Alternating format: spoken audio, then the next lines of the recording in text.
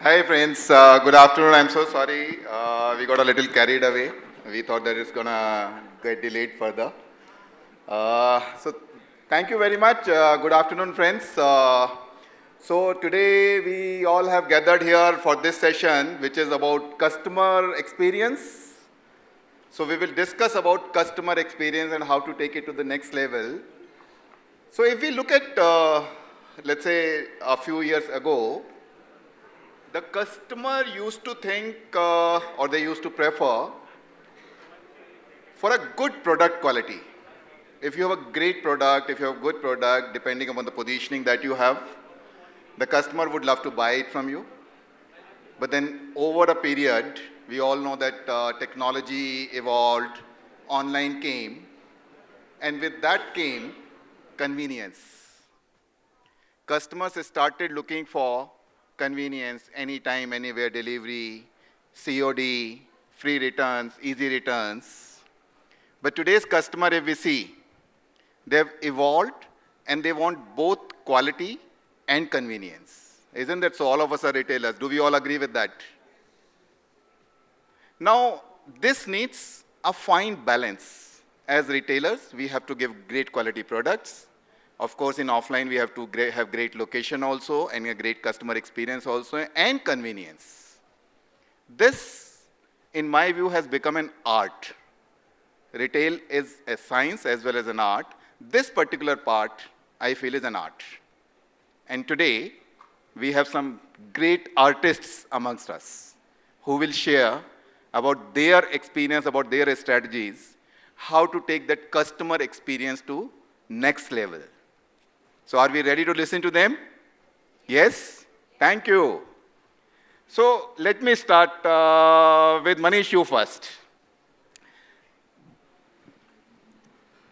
So Manish, we know fashion, retail, we have very low entry barriers.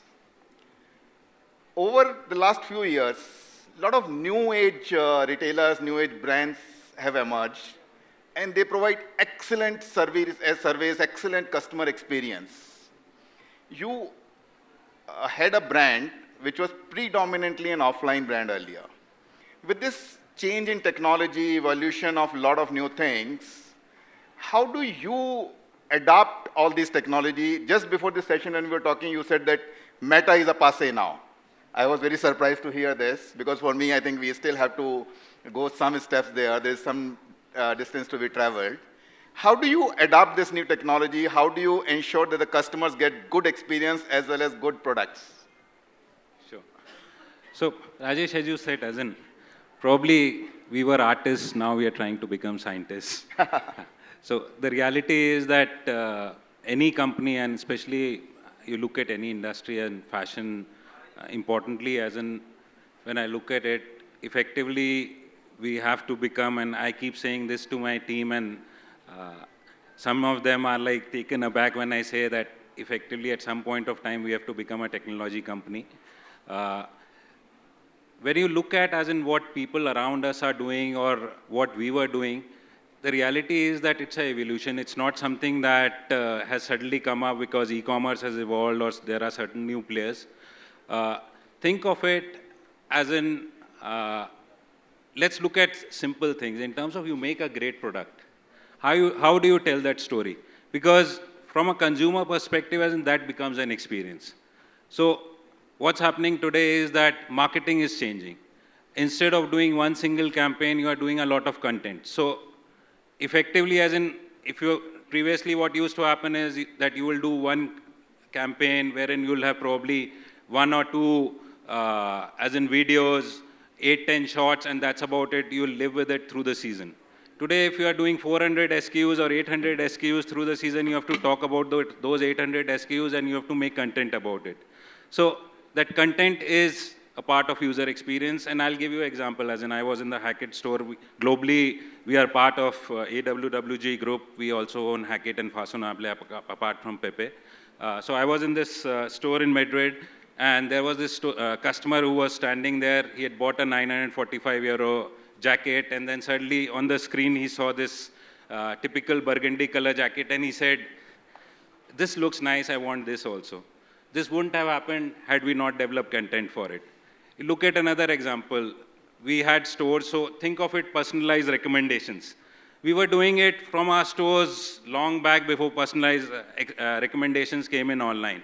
We had a staff, he knew the customer, he knew this would fit a particular customer. Something new came in, 5 options, he'll say, sir, and send it on WhatsApp saying, these new 5 options have come in, this will work well for you, and the customer will say, okay, send me these 3. That was personalized recommendation. Now, how do you institutionalize this? Because the staff is not going to be there at the same store. He might leave, he might get promoted. How do you ensure that the customer gets the same experience? You start relying on data. You start building as in terms of saying, Rajesh Jain, where's this particular fit? This is his history. And then irrespective of whether the customer knows Rajesh by name or not, now he knows Rajesh, because if you have the face available, he knows by Rajesh by face, so he's coming into the store, and Rajesh is presently surprised, wherein he says, hi sir, hi Rajesh sir, and then he knows that in terms of what Rajesh wants. So I think what's happening is that we are trying to make that art into a science. We are trying to use technology in terms of actually gaining insights into consumer, and at the same time trying to ensure that we are able to see the differences as compared to any other product and a branded product is that you are always able to convey a story through it.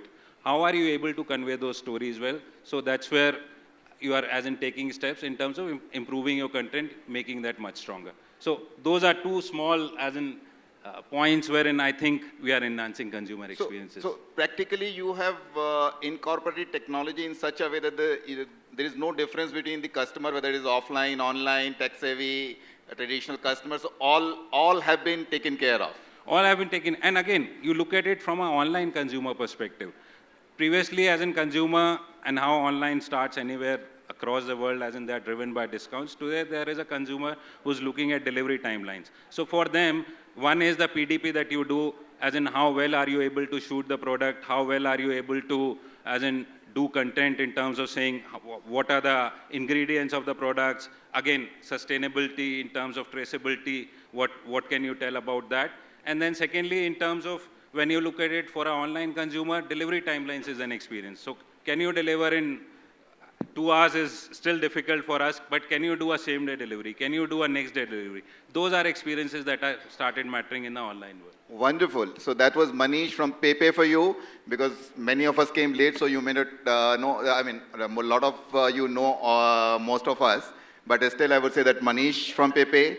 Then that delivery timeline that you were talking about, I would like to take it up with Sugam. Sugam, you have, Sugam from Bestseller. Sugam, you have different brands, and you have brand.com for all of them, is it?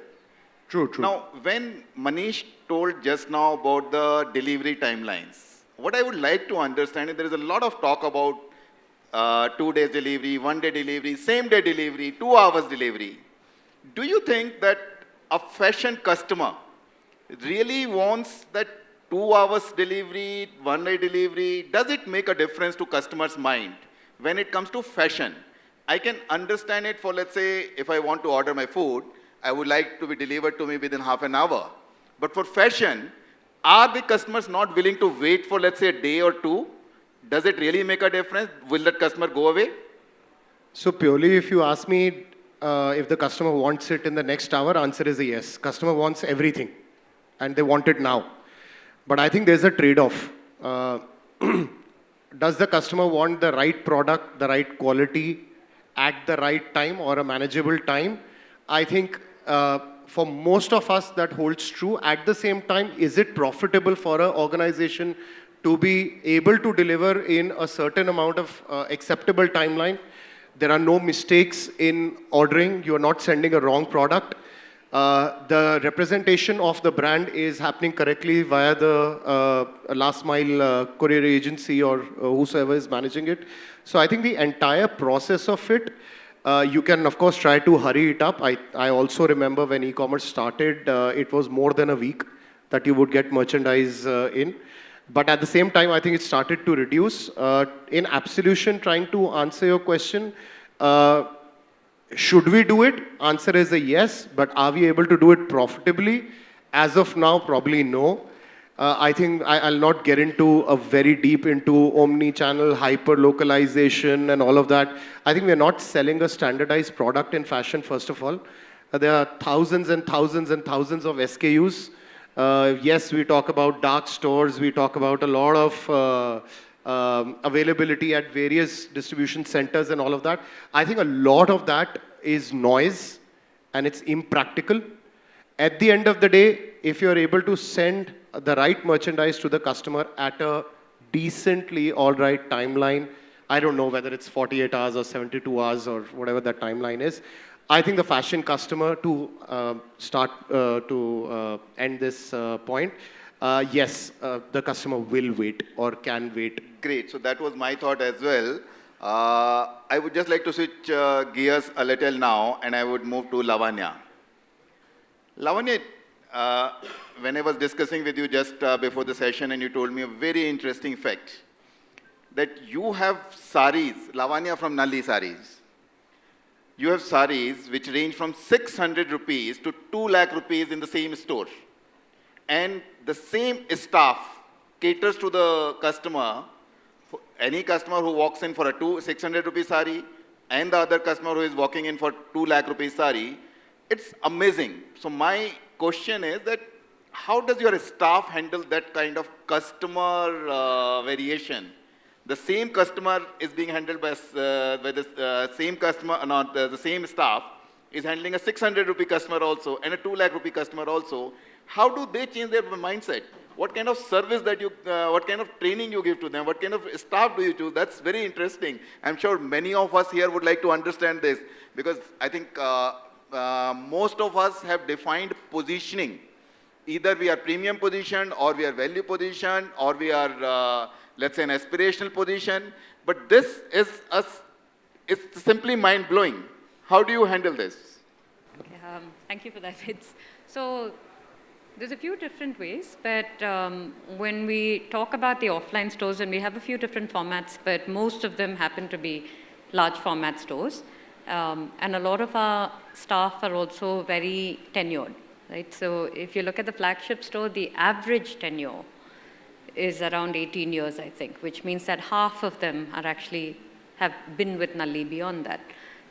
So it does come down to, I think, that institutionalized knowledge that passes through.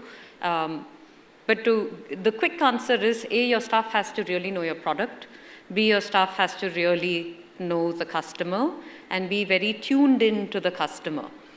And then C, the part that we didn't talk about, but the truth is, we are Darwinian by design, right? And that's true at all levels, including the staff level. There's no point getting someone who is going to be a retail sales employee. You coach him, you train him, you teach him everything, and then you're sort of, you're trying your best to make him stick on, and you give him the carrot and the stick, and he, moves through these rotations. And so we don't do any of that. So it is Darwinian by design, right? So we teach this, they get about 1 week of apprenticeship, couple of weeks of apprenticeship training. By the third week, they're sort of on their own, but under, I'd say, the watchful gaze of a more senior salesperson. We also do very high salespeople per square foot, right? So that also is a business strategy that we take. And so everybody who comes in gets a very immersive indoctrination. Through that experience of like 4 weeks or so, they should have a fairly decent familiarity with the product. Now, let's say they haven't been able to pick it up for whatever reason. The customers are not going to go to them. Now, if customers are not going to go to them, no one's going to help them out. And then they're not going to hit their sales commission. They're going to churn out. And as a brand, we ask ourselves, okay, so what? Right? Because at the end of the day, what you care about is having the staff who either have the ability to grasp or who are tuned into the consumer, or ideally all of these parameters, right? And so I think it came from a lot of years of kind of observing and figuring out what works for us, but I can distill it down to probably these 3 things. Amazing, amazing. I have another question, but I will ask it later, provided time permits. I'll come to you, Sanjeev. Sanjeev, I know that you're doing a lot of work in Metaverse right now, but I'll not ask you about Metaverse today. I'll ask you about your in-store experience. Sanjeev Rao from Being Human. So Sanjeev, how do you give that amazing experience to your customers in a store so that they return back to your stores again and again? And you told me that when you open in Dubai or in Canada, an Indian brand going outside India, truly becoming a multinational brand, how do you ensure that those kind of customer, whether Indian or outside India, they would come back to your stores again and again? What kind of experience do you give them? Okay, so Rajesh, with due respect to all the panelists here, I think Manish has spoken about, a whole lot of things. Lavanya has spoken about, how they work in their space of sari. See, as an organization, we have a belief. And for the last 3 years, the kind of changes, 3-4 years, the kind of changes that we have seen happening to the fashion industry, there are a couple of observations, and very important observations. Firstly, you said quality and service. According to us, quality and service is hygiene. I mean, please understand that, and specifically the TG that we handle is Gen Z and millennial. There's nothing called loyalty. Barring few, brands where people, we're just telling Rohit that I'm still brand loyal to CK undergarments. Yeah. I am. That's something which you cannot take away because you've been wearing it. Barring that, I'm saying you need to be relevant. As long as you are relevant, you're happening. Okay? Now, whether it is product, whether it is quality, whether it is design, whether it is a dark store, whether it is omni-channel, whether it is, investing in advance into a metaverse store without any ROI there, all of those things are something that we are dealing with on a day-to-day basis. Technology has been, now and will be in the future, a hygiene factor. You cannot take that away. Because again and again I'm saying that discovery technically is happening on the phone. Look at how many people are there on the phone. Half of them are seeing messages, the other half are seeing what's on the Facebook or what's on the Insta, right? So that is where the discovery is happening. Now to stay relevant, what Manish said, यार पहले हम 2 seasons करते थे, 2 seasons का shoot करते थे, उसको हम hoarding में लगाते थे, उसको हम newspaper में छापते थे, हो गया काम, done.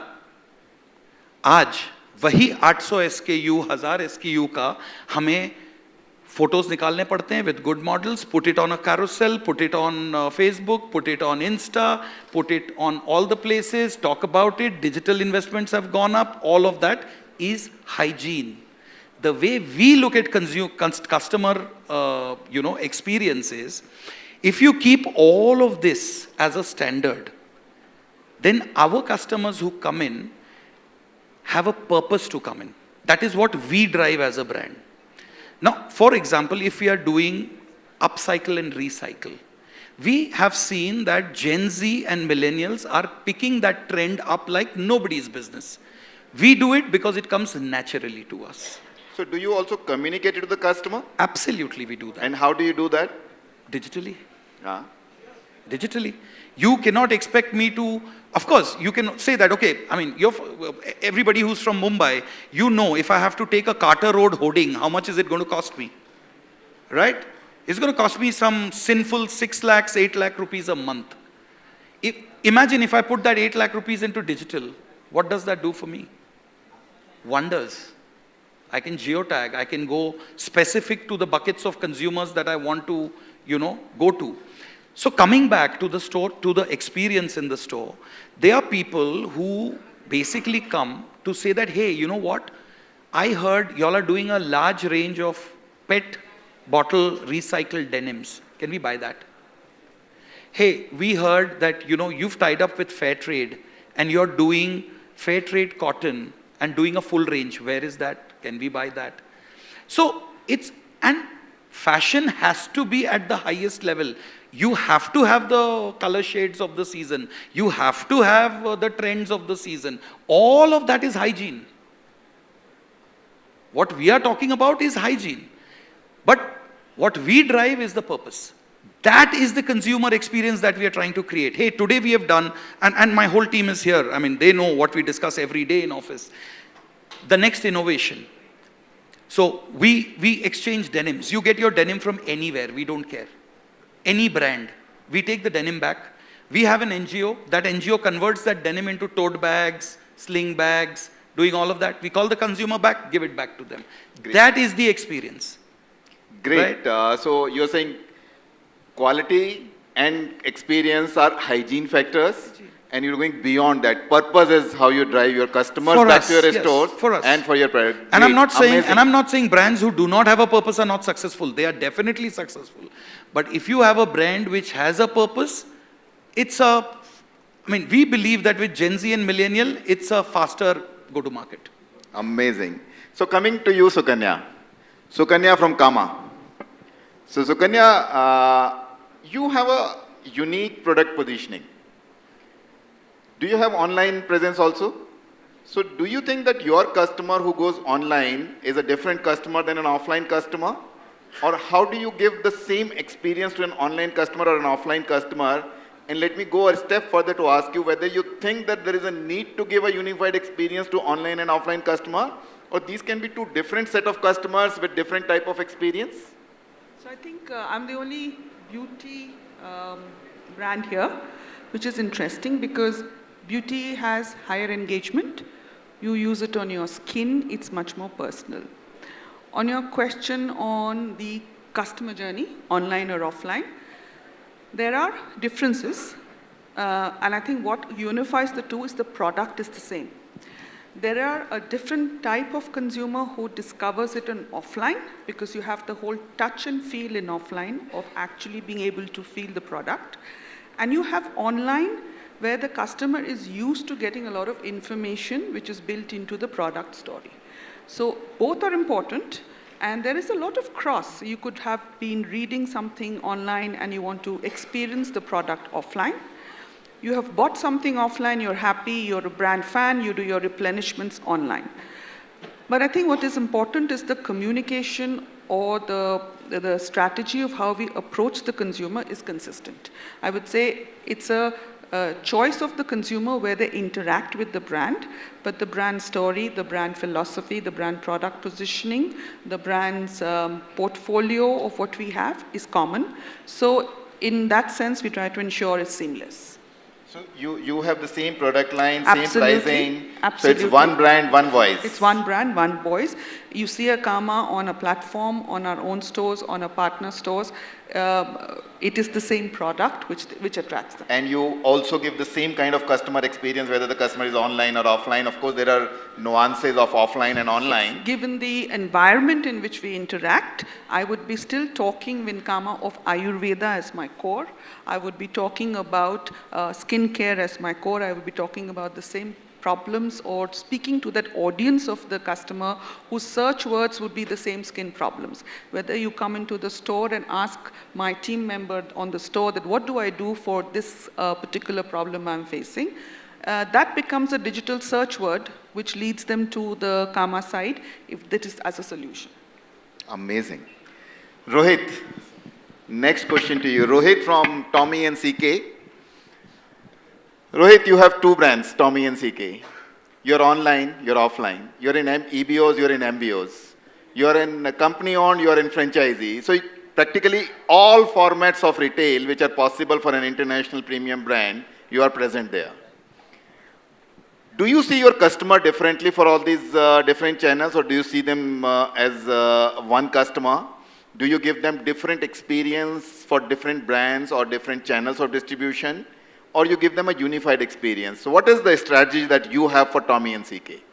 Raish, I'll borrow from what you started by saying quality and convenience, and taking forward from what Sanjeev said about hygiene. Our focus will, and at least in our lifetimes, will remain hygiene. We want to make sure that those quality and convenience is something that we consistently offer all the time. And not to overlook it or jump ahead by saying it's only hygiene, because for us, that's where it starts. For example, the journey doesn't just start by the customer thinking of a product. It starts when they think of a product on, let's say, a Calvin on a Jungkook or a Tommy on a Lewis Hamilton. That's a promise of quality that if they can, a world star celebrity can, choose our product. While they know it's advertised, but still, the whole idea we're trying to say is that if they prefer our quality, then we are promising that we'll stand by our quality. So that's our first commitment. And it starts there.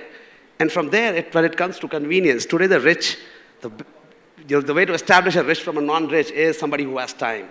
And for them, time is that their ability to get things done on the time that they want it to be done. And for us, I always say that across both the brands, something that will always be consistent, you'll find a clean store, a store which won't stink, it will look welcoming. There won't be so much light on your face. Where sitting here, you're feeling uncomfortable, but that's something I would let that happen in our stores, because we can't have a customer getting disturbed, and that's not convenience in any ways if there is light right on your face. Similarly, giving multiple, so those basics, the promise of the time that we'll open the store at, the promise that it will be available for you at this hour, the promise that if I've kept that product, I'll find you that size in like 10 seconds for you from the stock room.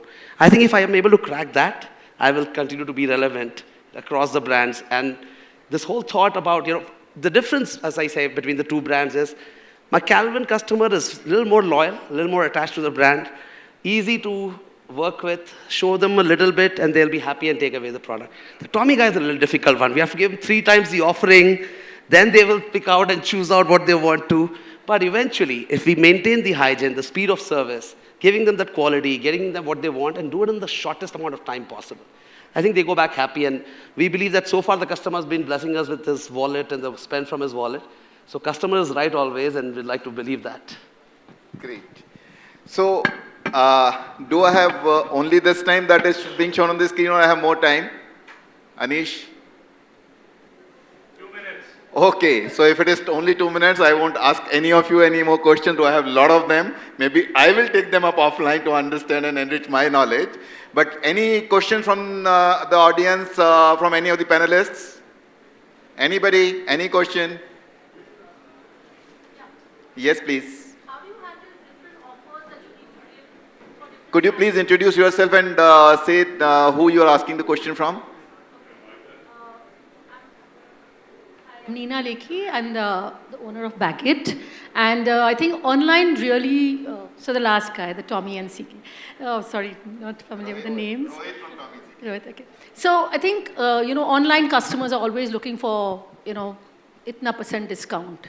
And that doesn't work really in the offline stores. So how do you give if you give a different proposal on online and offline, your Insta customer is going to get confused. Ki ye kahan par hai? So you need to do one, but it's very difficult, right? So what are the things, are you doing a unified promo across? That's it. So yes, to answer your question, something that we did, we were one of the last movers on online space, the last brands to enter online space, and the reason to stay back was the discounting online. It was out of hand, and then exactly, customer would sit at the store. We were told stories by footwear brands that they're sitting at the store trying a shoe and ordering it online, sitting while they're trying that shoe there. So we didn't want to be in that situation. So we've been very clear about this one promise to our customer. The price of this shirt, if it's available online and offline, it'll be the same. If there's an offer in the store, it'll be the same. And what we sell discounted online is our old season merchandise, which we've already sold on a higher discount in our stores already. And that merchandise wouldn't be available in your offline store, or even if it is available, it will be in the same discount? It'll be the same discount. At that time anyways, we don't keep any old season merchandise continued throughout, being sold on discount throughout that full price season. But it might come back in the end of season sale again, but it'll be higher discount than even online was offering at that point in time, because it's already are looking number for of days offers, higher. right? That's the era we are living in. They are looking for offers. Is pe ye milega, us pe wo. That's happening. It's part of today's world. Our belief is they're looking for great product and great quick service, but an offer will already, you'll swing a little bit, could be the tipping point reason. Thank you. Thank you very much. And the screen shows time is up. Anish will deal with this time thing later when we meet in the evening. You cut short my time by 15 minutes, I'll deal with this later. Thank you very much, friends. You've been a great audience, and thanks a lot, panel. Great artists indeed. Thank you.